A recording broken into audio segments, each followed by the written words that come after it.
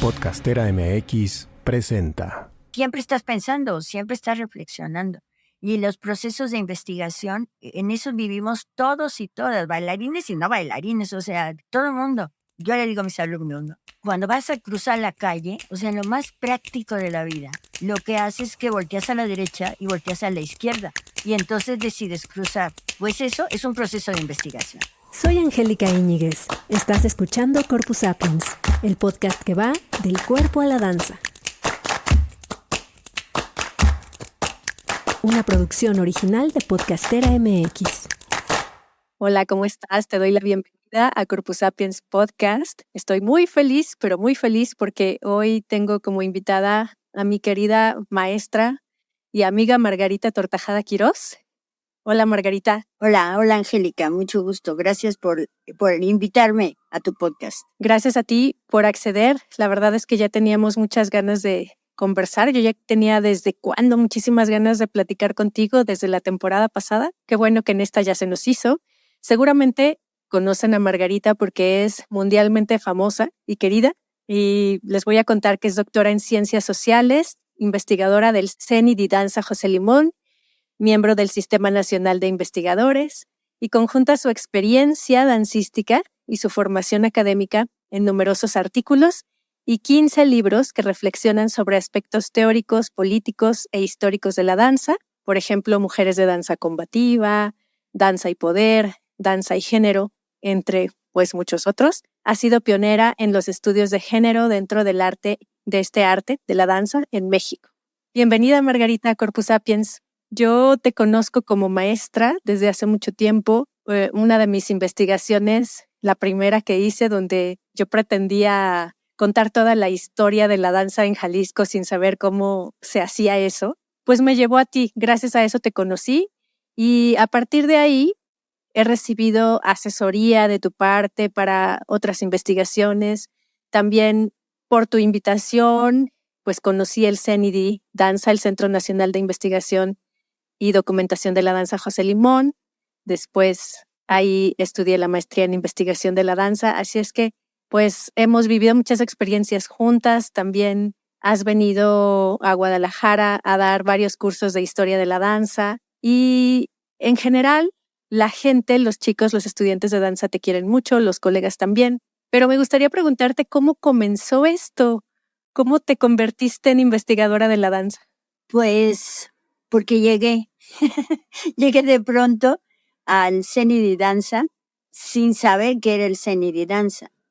Yo estaba antes nuestras instalaciones, le compartíamos espacio con la Escuela Nacional de Danza Nelly y Gloria Campobello.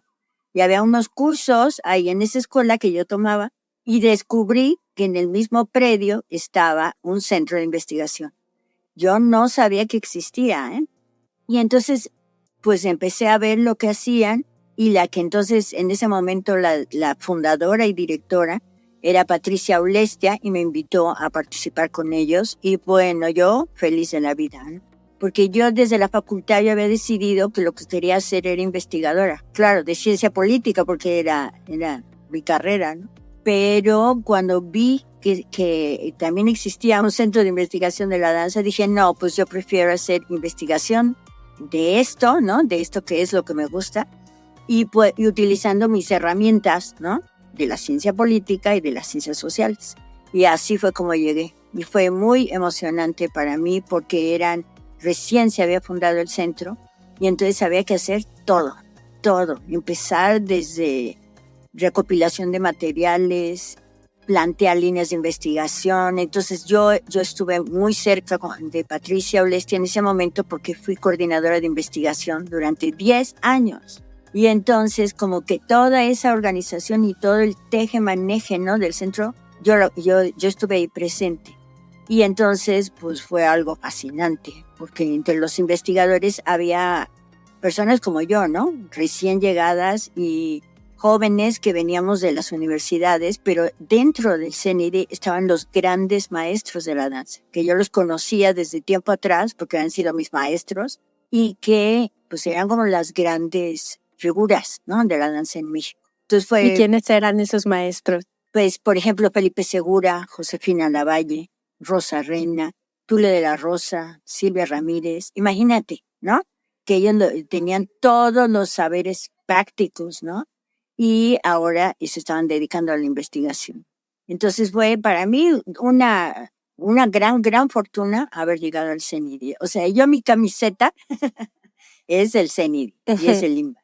Ajá, claro. Bajas el cierre de tu sudadera y aquí dice CENIDI, INBA, claro. Oye, Margarita, ¿y cuál fue tu primera investigación? ¿Cuál fue tu primer acercamiento a la investigación de la danza? ¿Y cómo compaginaste estas herramientas de ciencia política con el quehacer dancístico? Pues la primera investigación mía, ¿no? Porque hay proyectos colectivos en los que yo participé, ¿no?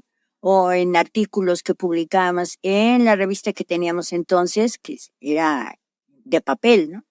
Pero ya mi investigación fue mi tesis de maestría, que es Danza y Poder, precisamente, ¿no? Y entonces ahí yo lo que quería entender era el desarrollo de la historia de la danza, más bien el desarrollo de la conformación de un campo, ¿no? Autónomo y con sus propias propuestas, que era la danza escénica, y por otro lado entenderlo como todo en la vida, incluyendo las manzanas, todo en esa dimensión política que tiene. Entonces, pues eso yo lo estaba haciendo en la maestría en educación e investigación artísticas que inventó el INBA, o solo una generación hubo. Fuimos también muy afortunados. Y entonces esa fue mi primera investigación y ya en el 95 se publicó. Fue también muy emocionante esa primera publicación porque era lo primero que se hacía no dentro de la historiografía, ¿no? Sino con esa visión, ¿no? De entender a la danza como un acto también político, ¿no? Eso hacer y en las relaciones con la sociedad y con las políticas culturales y la lucha interna del campo y la manera en que ha hecho la gente de la danza para negociar, ¿no? sus necesidades en diferentes gobiernos. ¿Y qué hallazgos tuviste con esa investigación en ese momento que descubriste que te sorprendió? Pues mira, todos y todas, lo que hacemos en la investigación es tratar de explicarnos a nosotros mismos, ¿no? Siempre los objetos de estudio que uno elige son porque te interesan, porque necesitas saber eso. Y yo necesitaba saber, no nada más la historia de la danza, porque había como huecos muy grandes, ¿no? Por ejemplo, los 60 y los 70 absolutamente desconocidos, a pesar de que era más cercano, ¿no? Que los 40 o los 50, ¿no? Y entonces yo quería saber, era una manera de explicar a mi generación dentro de la danza. Y uno de los grandes hallazgos fue descubrir pues simplemente todo lo que había hecho esa gente, ¿no? Y reconocerlos, reconocer que si existían compañías, instituciones, grupos independientes, etcétera, pues se debía a dónde venir y una acumulación de saberes y a un trabajo súper comprometido de mucha gente. Que claro, no los veía, como los grandes maestros, pero eran más que eso, más que el maestro que directamente te enseña, sino eran fundadores, eran los que habían sido capaces de construir eso que teníamos en ese momento. ¿Tú has sido pionera en los estudios de género dentro de la danza, del campo de la danza, y eres autora de libros como Frutos de Mujer, como Danza y Género, como Danza de Hombre? Platícame un poco cómo fue que integraste esta perspectiva de género, perspectiva feminista en la investigación de la danza. Pues todo fue porque el cubículo que yo tenía ahí en el CENIDI era con el maestro Felipe Segura. Yo siempre vi al maestro Felipe Segura con todo el respeto del mundo y con todo el terror, ¿no? Porque yo, o sea, la veía con los ojos de niña de 10 años, ¿no? Cuando yo la había conocido. Entonces nos ponen en el mismo cubículo y descubrí, bueno, que era mi amiguísimo del alma. Y entonces yo me acuerdo un comentario que una vez hizo de pronto, ay sí, como siempre, las mujeres mandando. Y entonces yo pensé, ¿cómo que las mujeres mandando? En este país ni en ningún país las mujeres mandan, ¿no? Pero en la danza sí.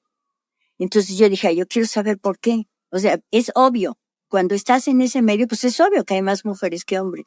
Pero es ese comentario del maestro Felipe, claro, desde su perspectiva de hombre, pues sí me dijo, pues tienes que averiguar por qué, ¿no? ¿Cuál es la razón? No es producto de una coincidencia, debe tener un motivo. Y justo en ese momento yo estaba ingresando al doctorado. Y en el doctorado una de las líneas de investigación eran los estudios de género. Y dije, perfecto, voy a averiguar esto desde aquí en el doctorado, ¿no? Y entonces, por eso llegué a eso, ¿no? Y muchas de las creencias que hay en el campo de que, pues es que así es, punto, hay más mujeres que hombres, pues desaparecieron para mí, ¿no? Y no, pues no es natural, no puede quedarse en una creencia, hay que averiguar por qué. Y entonces empecé a averiguar. Y el problema es que así como las mujeres están en posición subalterna en la sociedad, pues la danza la danza escénica está en posición subalterna dentro de las artes. Y en cuanto a reconocimiento social, está por debajo del resto de las artes o de las actividades. Claro, tenía que ser una actividad femenina. Y entonces hice la tesis que acabó siendo el libro de Frutos de Mujer, y además había hecho el otro que se llama Mujeres de Danza Combativa, ¿no? A partir de los testimonios de esas mujeres que habían construido el campo. Como siempre luchar y siempre con esa ética del trabajo, del sacrificio, del esfuerzo. Y entonces, pues después dije, ay no me puedo quedar solo con las mujeres, necesito saber qué pasa con los hombres, ¿no? Esos que dicen, ay sí, las mujeres siempre mandan todo. y entonces pues había que ver cómo lo vivían ellos. Y después, cómo lo viven la diversidad sexual, que eso es lo que he estado trabajando últimamente. A ver, cuéntanos un poquito de lo que has estado trabajando últimamente. Pues a mí me interesaba saber qué onda con los que social y biológicamente son considerados hombres, pero ellos no se identifican como tales, ¿no? Por lo menos no en ese binarismo de el hombre, la mujer, lo femenino, lo masculino separado, ¿no? Uno del otro, y cómo han transformado y expresado su identidad a partir de la danza. Y muchas veces dentro de la danza escénica, pero generalmente rompiendo, ¿no? con la danza académica y yéndose a otras propuestas, que pueden ser, por ejemplo, el burlesque, o puede ser el mundo drag, ¿no? El mundo del vogue, el mundo del pole, y cómo lo viven, ¿no? ¿Qué les significa? Y cómo tiene un valor artístico también, pero político, ¿no? Porque es una manera de decir, aquí estoy, así soy, y así quiero bailar, ¿no? Y quiero inventar mi manera de bailar y quiero defender mi identidad en términos artísticos y no encasillarme, ¿no? ¿Por qué me tengo que mover como hombre? Como si los hombres se movieran ya, solo porque nacieron se mueven así. Pues eso es cultural, es una construcción, es un invento. Y entonces ellos han planteado otras formas, que son también artísticas, también valientes, y también pues se tienen que enfrentar a un montón de dificultades para que tengan el reconocimiento incluso del mismo medio dancístico. Oye, Margarita, pues en un país donde la gente te pregunta, ¿y eso de la investigación dancística, como para qué sirve o qué es o así? Tú has logrado convertirte en una investigadora muy brillante, muy reconocida y también que vive de su trabajo, que vive de su hacer, y eso no es algo tan fácil, no es algo tan habitual. ¿Qué tanto has hecho tú para lograrlo? Pues, primero que nada, haber caído, ¿no? En el momento en que caí en ese danza. Y digo caer porque fue una coincidencia, ¿no? Pero sí, o sea, socialmente te preguntan, ¿cómo que investigas danza? ¿Y qué investigas de la danza? O sea, como que no lo entienden, ¿no? No entienden que sí es un objeto que tú puedes construir para la investigación y para explicarte no solamente las minucias de la danza, ¿no? Cómo se hace un tandiu o cómo se deja de hacer un tandiu, sino en las repercusiones sociales, políticas, económicas, culturales que puede tener la danza. Y sí, no se entiende. En general no se entiende. Fuera del medio de la investigación artística es muy raro, ¿no? Que entiendan de que estás hablando de investigación de la danza, ¿no? Incluso en el propio campo de la danza, ¿no? Sí, porque ¿qué le investigas a la danza, no? Porque la danza, La danza se baila. la idea que se tiene en la danza se hace, no se piensa. ¿Cómo que no se piensa? Si cuando bailas piensas también, ¿no? Es como el máximo en toda actividad, ¿no? Pero sobre todo en la danza, tú estás en tiempo presente y estás en las 3 dimensiones, o sea, estás en hacer, sentir y pensar. No te puedes desvincular, porque no es que haces y entonces dejas de sentir y de pensar, o sientes y dejas lo otro. No, eres una unidad, ¿no? Como ser humano estás ahí presente. Entonces siempre estás pensando, siempre estás reflexionando. Y los procesos de investigación, en eso vivimos todos y todas, bailarines y no bailarines, o sea, todo el mundo. Yo le digo a mis alumnos, ¿no? Cuando vas a cruzar la calle, o sea, lo más práctico de la vida, lo que haces es que volteas a la derecha y volteas a la izquierda. Y entonces decides cruzar. Pues eso es un proceso de investigación. Esa es una manera de, antes de actuar, antes de decidir, piensas. Y entonces decides. Porque si te avientas, pues te va a atropellar un carro. No, o sea, no serías humano si no te detuvieras en esa reflexión, ¿no? Entonces, en proceso de investigación vivimos todo el tiempo. Siempre estamos así. Entonces, no tiene por qué sorprenderse de que investiguemos la danza, ¿no? Si todo el tiempo vivimos así los humanos. Y en el Zen y danza ha ido creciendo, ¿no? Ha ido creciendo en influencia, en profundidad de lo que estamos haciendo. Ya no solamente nos dedicamos a juntar papeles y andar recopilando información, sino hay varias líneas de investigación y estamos trabajando en conjunto con muchos otros. Porque somos los únicos como centro de investigación de la danza, pero hay muchas personas, muchas instituciones que están interesadas en la investigación. Y pienso en muchas universidades que por lo menos tengan la licenciatura en danza y, o en artes, ¿no? Y ahí han llegado los interesados en hacer investigación de la danza a los diferentes posgrados. Y estamos en contacto, nos conocemos y hemos abierto también relaciones con otros países, sobre todo latinoamericanos, ¿no? Entonces, como que se ha fortalecido esa y yo lo veo, porque yo estoy en Escena y Danza desde el 88, desde antes, ¿no? Pero digamos, oficialmente desde el 88. Entonces, en ese tiempo tú ves, ¿no? Somos muchos. Y a nuestro posgrado, al que tú fuiste, en la maestría en investigación de la danza, pues ha crecido, ¿no? Y cada vez son más los que pues quieren participar, quieren crear sus propios trabajos, sus propuestas. Los objetos de estudio que traen son diferentes, que no se te ocurren a ti, ¿no? O que tú no los ves como necesarios, como que a ti no te tienen que explicar tu vida, pero otros sí. Y han ido y se ha ampliado, diversificado. Y yo creo que más tendremos por delante, ¿no? Hacen falta más centros de investigación. Muchos más, ¿no? De la danza, pero bueno, por lo menos se han ido creando diferentes núcleos y relaciones entre todos nosotros y nosotros.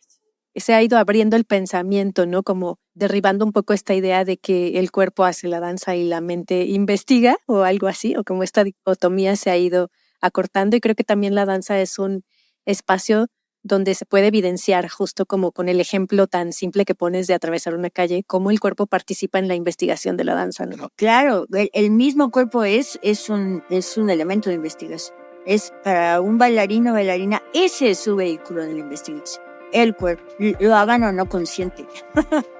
¿No? Pero cuando lo hacen consciente, pues ahora sí se convierte en un investigador profesional, ¿no? Pues hay muchas formas de investigar. Si investigas como docente, como creador, como intérprete o como el profesional que se dedica específicamente a eso, pero en todos está involucrado el cuerpo y la experiencia de haber bailado. Porque es algo súper cotidiano, así como la palabra es el movimiento para todos los humanos. Bueno, yo creo que para todos los seres amigos, el movimiento. Entonces todo el mundo ha bailado, todos y todas. Entonces tienen un referente de lo que es ese hecho y cómo sintieron o cómo sienten los demás o qué sientes cuando ves a otros bailar. Todo el mundo. Entonces todos somos los investigadores de la danza, de una o de otra manera. Cuéntame de tu época como bailarina, de tu formación y también de esa época en la que bailabas en Barro Rojo, esa compañía emblemática. Pues también fue muy emocionante, ¿no? Y precisamente cuando estuve con Barro Rojo, yo ya era parte del Zen y danza. Entonces ya ves más allá del presente, de lo inmediato, ¿no? Porque así viven los y las bailarinas, en la inmediatez, vives en tiempo presente. Lo que importa es este momento. Y con la investigación ya te da referentes, para situarte incluso, ¿no? En ese mundo de la danza, el significado de lo que estás haciendo, lo que puedes exigir, hasta dónde puedes negociar, con quién te puedes unir y el valor de lo que estás haciendo. Ya no nada más es la emoción, el gusto, la satisfacción personal. No, esto tiene implicaciones más allá de que estés bailando ahí en una vecindad o estés bailando en un meeting o en un teatro, ¿no? tiene un significado. Entonces, para mí fue una actividad muy placentera, con mucho trabajo, porque como grupos independientes en ese momento, pues dependías de lo que lograras conseguir, de cómo negociabas, cómo vendías tu producto, ¿no? Que tuviera cierta aceptación, cierto prestigio para que te abrieran las puertas de festivales, teatros. Y entonces sí, es mucho trabajo, pero también es una satisfacción porque es otra vez lo que tú quieres hacer, es tu gusto, es tu manera de expresarte, ¿no? Entonces, pues sí, bailar en un grupo o como solista o como sea, pues es una satisfacción enorme, ¿no? Simplemente lograr el fin, ¿no? de tu danza, que es que otros lo vean, porque pues, la danza la puedes vivir de muchas maneras, pero la escénica es para que otros la vean. Por eso necesitas ese escenario, ¿no? Una vez recuerdo que platicaste que durante el temblor del 85, bueno, cuando sucedió el temblor del 85, pues la gente estaba ayudando de diferentes maneras en Ciudad de México, que fue pues toda una catástrofe. Y me acuerdo que decías, pues lo que nosotros sabíamos hacer era bailar, así es que fuimos a bailar a diferentes lugares. Cuéntame de esa experiencia, ¿fue con Barro Rojo? Sí. A raíz del temblor surgió una organización que se llama la UBID, Unión de Vecinos y Damnificados, 19 de septiembre, porque el temblor fue el 19 de septiembre. Y los grupos independientes, sobre todo el ala izquierda, digamos, ¿no? De la danza independiente en ese momento, se vinculó con la UBID. Entonces, además de ir a levantar piedras o a cocinar, porque hubo muchos grupos que fueron a hacer un trabajo en la mañana, hacer el arroz para los damnificados y en la noche pues ibas y les bailabas, ¿no? Y entonces se hizo, pues, o sea, identificarte, ¿no? Con esa población que está tan, imagínate, sorprendida, ¿no? De que se les fue la vida, se les acabó no nada más su casa, sino la manera en que concebían la vida, ¿no? Y encontrar como un cariñito de quienes iban a bailarles y se solidarizaban con ellos. Yo me acuerdo algo que dijo una vez doña Rosario Barra, porque con Barro Rojo alguna vez fuimos a bailar, pues bailábamos en marchas, mítines así. Y doña Rosario dice que una vez estaban tristeando todas las madres, ¿no? Ahora les decimos las buscadoras, pero pues en ese momento nada más eran las que andaban buscando a sus hijos y que como no era un fenómeno tan generalizado, pues no tenían nombre, ¿no? Pero eran todas esas mujeres que andaban escarbando debajo de la tierra para localizar dónde habían quedado sus hijos. Y entonces ella dijo, y estábamos ahí tristeando y llegaron los chavos de Barro Rojo. Entonces eso es no como el agradecimiento, sino le encuentras un sentido a lo que estás haciendo, ¿no? Imagínate, darle como una palmadita a doña Rosario, bueno, pues ya con eso, ¿no? Con eso cumpliste en la vida entera. Y así en muchos otros momentos, ¿no? Que vas y haces por los damnificados, por doña Rosario, o apoyar en un mitin, o yo qué sé, ¿no? Es una labor, pues a lo mejor ellos ni les importa lo artístico, ¿no? Sino el acompañamiento. Y tú como bailarín, bueno, pues eres feliz, ¿no? Bailándole a los otros, ¿no? Para mí de las funciones más queridas en mi vida fueron me acuerdo con un grupo que se llamaba La Rueda, de la UNAM, ¿no? Entonces la ENEP Pacatlán UNAM, que fuimos a una vecindad, absolutamente no había nada ni espacio, era desde llegar a barrer y a limpiar y a ver, traías 3 focos y cómo los ponemos y no sé qué.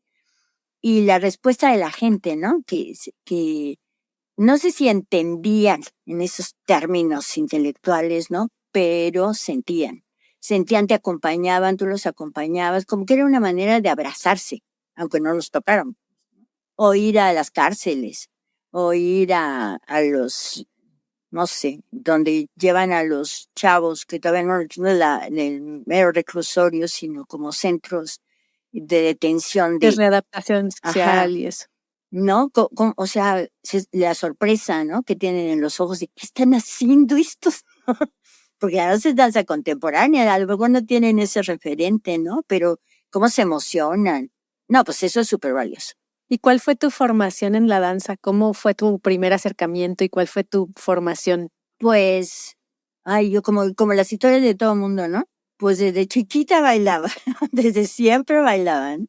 Y mi mamá nos llevó a mi hermana y a mí a la Academia de la Danza Mexicana. Y entonces ahí fue mi formación inicial, ¿no?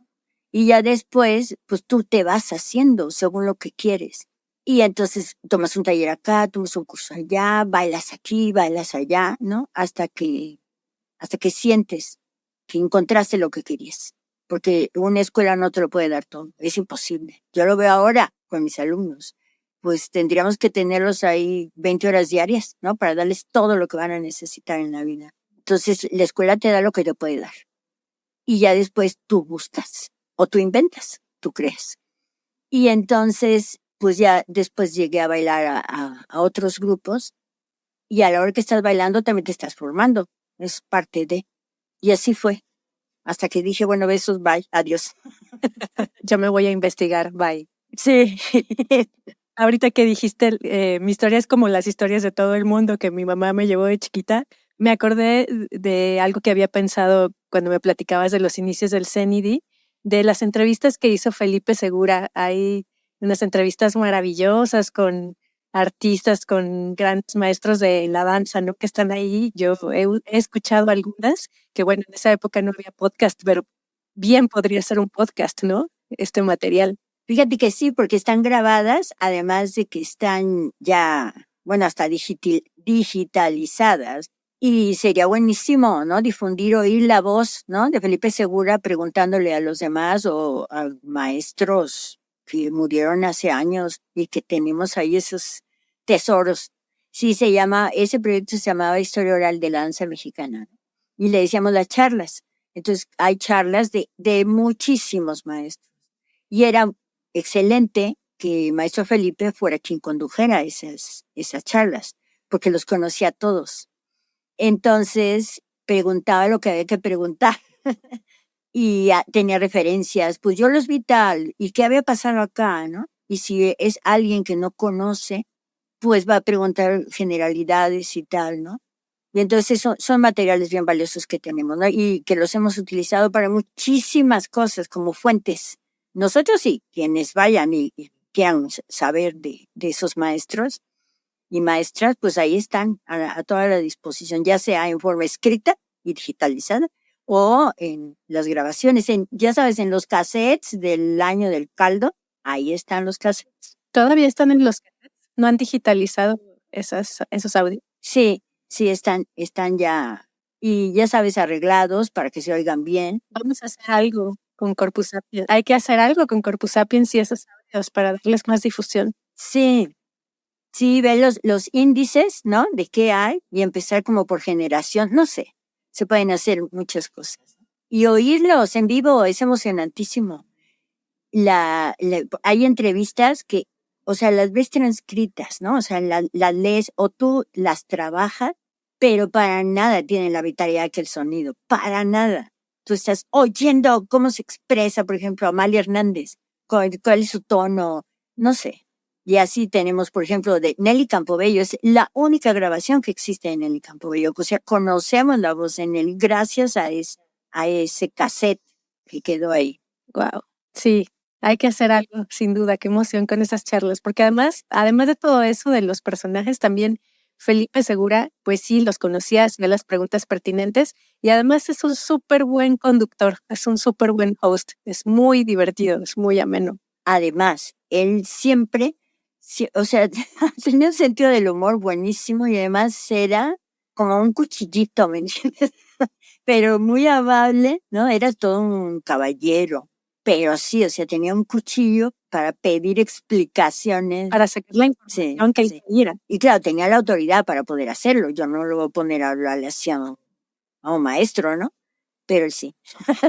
Oye, Margarita, ¿tú cómo enseñas la historia de la danza ahora a tus alumnas y alumnos? Ay, pues mira, primero que nada, tengo que pararme de cabeza, claro, y para empezar, ¿no? Porque a los bailarines, sobre todo a los estudiantes, ¿no? De danza, lo que les interesa es bailar. Y no ven todavía la importancia de situarse en ese mundo. Y para eso sirve la historia, ¿no? Y entonces, pues yo trato de hacer una clase que más que repetir fechas, ni más que repetir nombres, porque eso está en los libros, que entiendan, ¿no?, la trascendencia de situarse en ese devenir, que no están solos, que somos muchos, ¿no? Y que todo el mundo ha hecho aportes y que a ellos les toca y que entiendan de dónde viene la tradición en la que están. Si estás estudiando qué clase, qué género de danza, pues de dónde viene, por qué está esa persona metida ahí también. Entonces yo trato que no sean nada más las palabras, que no nada más sean las historias, sino que el cuerpo esté involucrado, que la danza de ellos está involucrada. Entonces siempre tiene que ser práctico. Sí, hay muchas palabras, sí hay textos, pero todo va a desembocar en los ejercicios coreográficos que tienen que hacer de ese pasado. Claro, con sus ojos del presente, pero tratando de investigar al máximo. Y entonces su ejercicio coreográfico, su danza, tiene que ser una danza de acuerdo con el tema que estamos viendo, el periodo, ¿no? El personaje. Y puede ser desde que, a ver, vámonos a buscar el video de Mary Bigman bailando. Ahora se aprenden esa coreografía. Ahora, ¿qué sientes? ¿Cómo vives el expresionismo alemán de los años 30 en la actualidad? O, a ver, tenemos tal coreografía, La Espera, de Raúl Flores Canelo, que está grabada, la podemos bajar de internet. Ahora vamos a intervenirla. ¿Cómo harías La Espera ahorita? ¿Qué cambias o qué dejas? ¿O qué significado tiene para ti tal escena? ¿Cómo lo puedes modificar o lo mantienes? O cosas así, para que vean que la historia se vive también, ¿no? Se vive en el cuerpo y se vive en la danza. Y hay quienes, de los chavos y chavas, hay quienes me siguen la onda y hay quienes no les importa y se duermen, ¿no? Pero después supongo que en algún momento se dan cuenta de la importancia de conocer esa historia y de vivirla desde el presente. Claro, pues al menos saber que no se te ocurrió a ti nada más porque sí eres como un ser desvinculado de toda la historia y de todos los demás, pues yo creo que ya al menos te sitúa en otro lugar aunque te duermas, ¿no? Pues sí. Pero sí, yo entiendo la juventud, pero te digo que yo hago lo máximo que puedo. En algún momento, el CENI Danza organizó de los encuentros nacionales e internacionales de danza que hicimos muchos años. Se hizo en la Universidad de Colima. Y entonces vinieron maestros y directivos de muchas universidades que tenían la licenciatura en danza o de las escuelas profesionales de danza de Lima, ¿no? Y una de las mesas donde yo estaba más interesada y que incluso moderé era las materias teóricas de esas carreras. Y yo casi era como, ¿qué haces? Para que todos los chavos te pongan atención, les interese, ¿qué hacen, no? Y todo el mundo tiene sus estrategias de uso de materiales, apoyos, videos, pláticas. Vámonos todos juntos a la función. ¿Qué viste? ¿Qué sentiste? ¿Qué pasó? Porque te digo que sí, pues ellos quieren bailar. Y ellas también. ¿Qué más te gustaría investigar? ¿Qué otros planes tienes hacia mediano o a largo plazo que sería como tu top investigar en la danza después de todo lo que has investigado? Pues no sé, pero mira, lo que ahorita estoy haciendo es hacer la biografía del maestro Federico Castro. También estoy haciendo, mostrar qué aportaciones o cómo han vivido la danza escénica profesional las mujeres judías en México, porque es otra manera de ser y es una comunidad que también tiene sus productos como tal, ¿no? Y que ellas se definen, ¿no? Su identidad es judía. He descubierto que hay un montón de libros sobre la comunidad judía en México, de mujeres, precisamente, de autoras, sobre mujeres judías en México, pero nadie ha investigado danza. Entonces me dio mucho gusto, ¿no? Que voy a poder como que crezca ese conocimiento de la comunidad judía. A ver, ¿qué están haciendo en la danza? ¿Qué tipo de danza hacen? ¿Cómo la hacen? Etcétera, ¿no? Entonces, eso es lo que estoy haciendo ahorita. No sé qué siga, nunca sé qué sigue. Bien, Margarita Tortajada Quirós, muchas gracias por haber estado en este episodio de Corpus Sapiens. Te mando un abrazo muy grande. Ha sido muy rico para mí conversar contigo y preguntarte algunas cosas que ya tenía en mente, no solo para este episodio, sino desde hace tiempo ya te quería preguntar algunas cosas. Y pues nada, te mando un abrazo. Ay, muchas gracias. Abrazo de regreso y saludos a todos y todas. Claro que sí. Lean a Margarita Tortajada. Les voy a dejar algunas ligas en la descripción del episodio. En los libros Educal venden los libros del CENIDI, lo que publica el INBA, y ahí van a encontrar muchas de sus investigaciones. Otros libros ya se agotaron, pero también hay algunos que están en digital o en PDF. Se puede leer y se tiene que leer. Les mando un saludo, que estén muy bien y nos escuchamos en el próximo episodio. Esta es la cartelera de danza. Toma nota. Hola, somos Gipitzi Aldalay y Aura Arreola, creadoras de la pieza Inmarcesibles, y nos complace invitarles el día de hoy, domingo 18 de febrero, a la última presentación de la pieza, la cual se llevará a cabo en el Foro del Dinosaurio en el Museo Universitario del Chopo en la Ciudad de México. Inmarcesibles es un ensayo coreográfico que se construye como abstracciones de la relación íntima entre nosotras. La creación coreográfica y la danza buto se entrelazan en una reconfiguración tenaz cuyos límites entre ficción y realidad se erosionan. Una intimidad radical que se teje frágilmente, parafraseando la conocida metáfora del buto, entre dos cadáveres que intentan ponerse de pie. Inmarcesibles propicia un territorio donde los afectos y la reinversión de los parentescos florecen. La obra cuenta con el diseño sonoro de Fernando Vigueras y el diseño de iluminación de Luis Manuel Aguilar Mosco. El precio de los boletos es de 100 pesos entrada general y 50 para estudiantes, maestros e INAPAM. Conoce más detalles sobre la obra en la página oficial del Museo del Chopo, y si deseas conocer más sobre nuestro trabajo, nos puedes encontrar en las redes como @Gipitzi, @Aura y @Sociedad de Carne y Hueso. Les esperamos.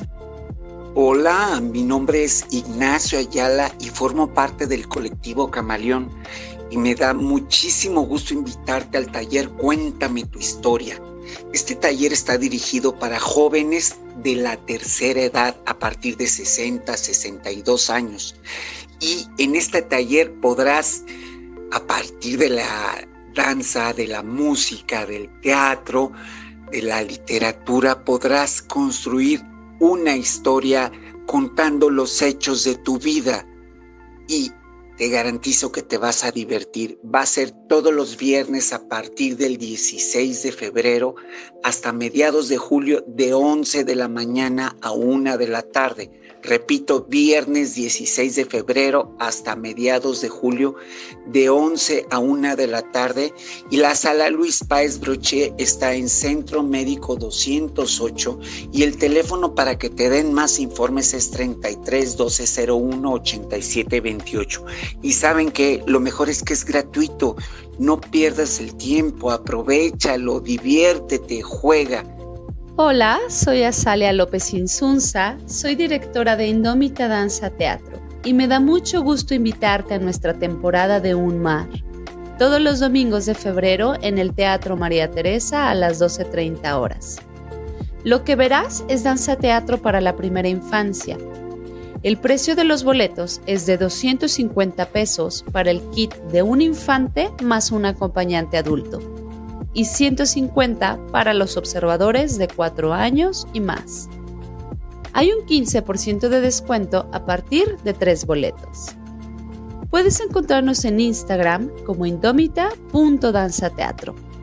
Hola, ¿qué tal a todos? Mucho gusto, espero se encuentren todos muy bien. Soy Andrea Ceguera Wong, directora de Dance Corp, una escuela de danza de alto rendimiento en Guadalajara, Jalisco, y me da mucho gusto invitarte a nuestra 9ª edición del 14-100 este domingo 18 de febrero en el Andador Chapultepec, enfrente de la librería del Fondo de Cultura Económica.